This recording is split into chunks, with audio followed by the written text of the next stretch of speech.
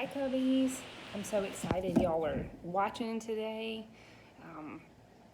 Wanted to talk to you tonight. Bear Hug 9. We are going to keep on talking about God is the one true God. Do you remember our story from last week?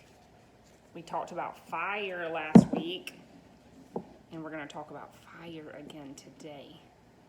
Do you see that? Do you remember the story from last week? Do you remember the people were bowing down to not the one true God? Remember, they were bowing down to Baal? And so Elijah said, build an altar, cover it with water, call on Baal and see if he will answer. Ask Baal to send fire. But did Baal send fire? No, Baal is not real. He's not a real God. He never did send the fire. So remember, Elijah built an altar, he covered it with water. And how many times did he have to ask God to send fire? One time he called on God, and God sent the fire, and it burned up the offering, and it licked up all of the water. Well, tonight I'm going to tell you another story about our one true God, and it is about 3 other men. This was the story of Elijah at Mount Carmel. Baal was not the true God. There's one true God. Remember? So tonight, let me show you another story. All right. Do you think after the Israelites saw that the one true God sent fire, do you think they kept worshiping the one true God? Sadly, most of the Israelites kept disobeying God and worshiping idols. So God sent many more prophets like Elijah to warn them. And the prophet said, if you don't stop worshiping idols, God will make you leave the special land that he gave you. The Israelites still didn't listen. Finally, the prophet's word came true. This was a sad day. God loved the Israelites, but he had to punish them because they disobeyed. He sent an army from Babylon. Do you see these soldiers? God sent an army from Babylon to make the Israelites leave that beautiful promised land, that special land that God had given them. So they took them to a faraway land called Babylon, and it was a very sad time.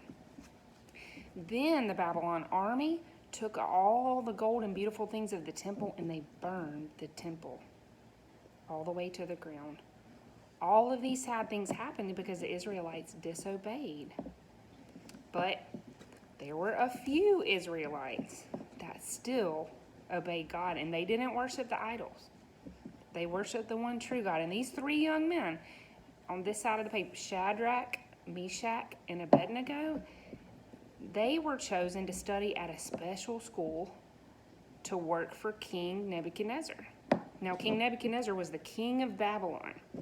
And God helped these 3 men to learn so that they could get a very important job in the kingdom of Babylon. One day, this story is coming from Daniel chapter 3. One day, King Nebuchadnezzar he decided to build a giant golden statue. Does that look like a good idea to worship? That's an idol. That's not the one true God. But this is what the king said. Attention, everyone. When you hear music, you must fall to the ground and worship the idol, the golden statue.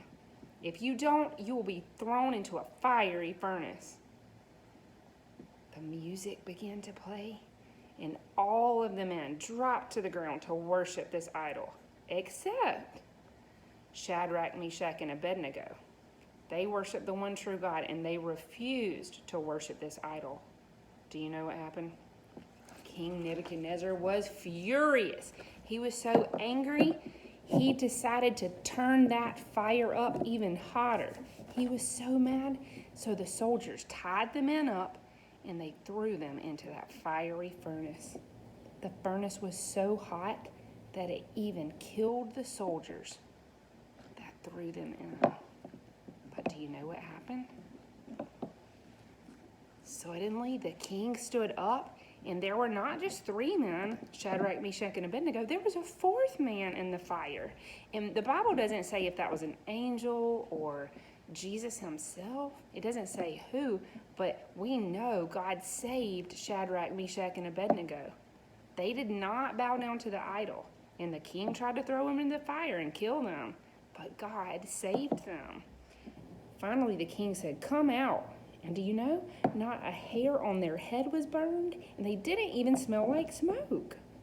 The king was glad that Shadrach, Meshach, and Abednego trusted in God.